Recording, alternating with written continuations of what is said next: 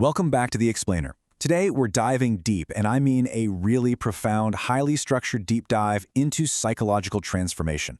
If you've ever felt this sudden, almost inexplicable shift in how you relate to the world around you, well, you're absolutely going to want to pay close attention to this one. We're unpacking Carl Jung's profound truth regarding shadow integration, mapping out the architecture of identity, and looking at exactly what happens when the person you used to be starts to disappear. It's a completely bizarre, isolating feeling, right? Honestly, you might be experiencing this right now. You start feeling disconnected from the very people you once really needed. Everyday conversations that used to flow so naturally, suddenly they feel utterly exhausting. Even your own reactions start to feel kind of artificial, almost like you're watching yourself perform a version of who you used to be. At first, your mind wants to panic. It tells you, hey, something is wrong with you. But as we'll see today, this isn't a breakdown. It is a breakthrough, just disguised as grief. Which brings us to Section 1, the death of the mask, and what happens when survival strategies expire. You see, when psychological transformation actually begins, it doesn't instantly feel empowering. Actually, scratch that. It usually feels incredibly chaotic. Why? Because a part of you is literally dying, specifically your persona. As kids, we all adopted roles just to keep our environment stable. Maybe you became the agreeable one, or the reliable one, or even just the harmless one. You built an entire identity around getting recognition from family and friends. And you know what? This mask wasn't malicious. It was just a highly effective way to ensure safety and predictability in your specific environment. But here's the crucial point to understand. The personality you present to the world is very often just a survival strategy, not a true self. Carl Jung understood this on a very deep level. The issue here is that survival strategies eventually expire, and when they do, the old character that everyone knows, it has to slowly die. You actually find yourself mourning a personality you haven't even fully left behind yet. Let's move into Section 2, Resistance from the Outside, or the Social Cost of Growth. As you change internally, your external environment is definitely going to react. Your invisible performances start disappearing. Your silences change. You stop shrinking your opinions just to keep everyone else comfortable, right? And in doing so, you break the invisible glue holding most of your relationships together, this unspoken psychological contract. It basically says, I will remain predictable if you continue accepting me. The exact moment your identity begins dissolving, this contract breaks, and bam, tension begins. The people closest to you are usually the very first to resist your transformation. Not because they hate you, no way. It's because your evolution forces them to confront their own stagnation. They're unconsciously trying to pull your back toward familiarity, because, let's face it, familiarity makes people feel psychologically safe. That leads perfectly into Section 3, uncovering the hidden shadow, looking at Jung's two identities. So, when that old identity collapses, something else has to take its place, right? Jung believed every single person carries two distinct identities. First, you have the social self.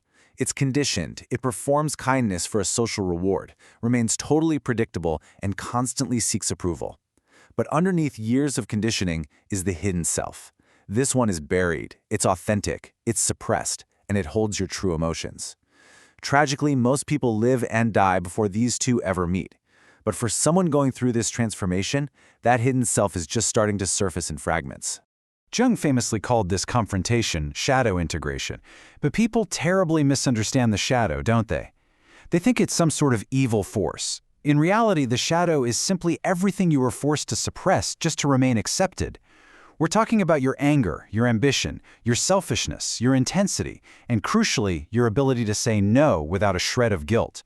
Think about it. As a kid, you quickly learned which parts of yourself threatened your connection to others, and you buried them. And this creates a very specific progression of identity death. First, there's disconnection. Then you stop performing, which inevitably triggers social resistance. And eventually, that leads you into a psychological void.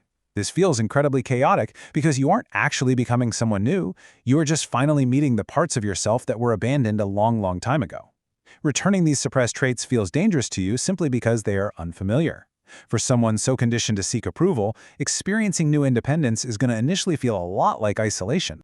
Now let's look at Section 4, the illusion of personality, and how interaction can actually be inherited trauma. This is wild to think about, but a massive portion of human behavior isn't conscious at all. It's just conditioning pretending to be a personality. Most people are not interacting with reality, they are reacting to interpretations inherited from their past. Take a look at this. Let's use silence as an example. To person A, silence is experienced as absolute peace, but to person B, it triggers a feeling of complete abandonment. Or take honesty. One person appreciates the clarity, while the other experiences deep humiliation. Two people can live inside completely different psychological worlds while standing in the exact same room, all based on how their past filters the present event. These interpretations, they come from the hidden structures of the mind: childhood humiliations, unspoken fears, emotional debts, and invisible loyalties.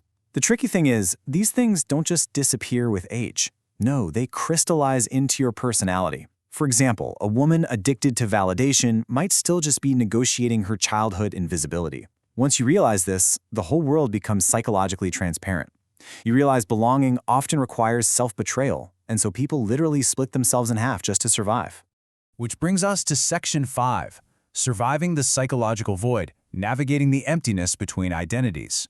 So, what exactly happens when you stop betraying yourself and enter that void? Well, the terrifying reality is that old dynamics completely stop functioning. Kindness without boundaries quietly teaches people how to use you. So, when you start integrating your shadow and setting boundaries, people will very often mistake it for arrogance or cruelty. The partner who suddenly becomes irritated by your boundaries, or the friend who pulls away when you stop needing their reassurance, they are just reacting to a loss of access. Just remember, enforcing boundaries isn't aggression, not at all. It is simply the return of your own self-respect. And that leads us to a deeply vulnerable truth.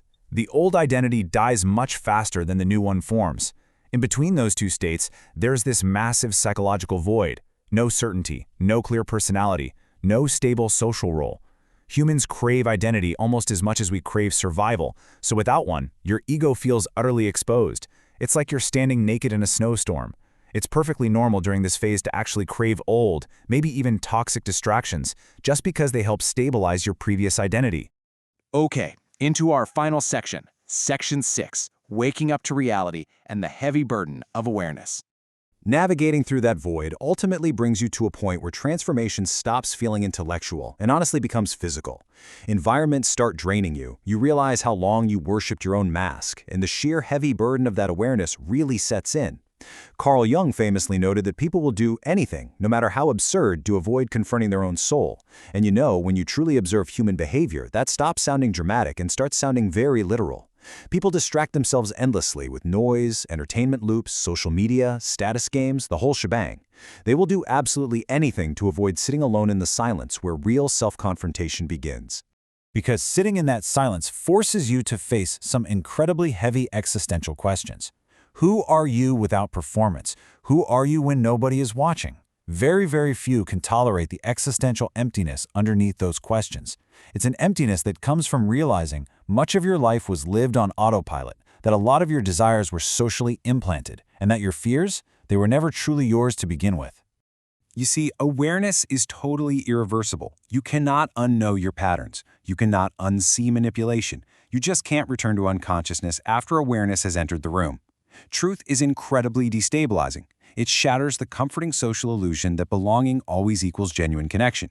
You can no longer abandon yourself just for the sake of connection. And that right there is exactly why identity death feels so lonely.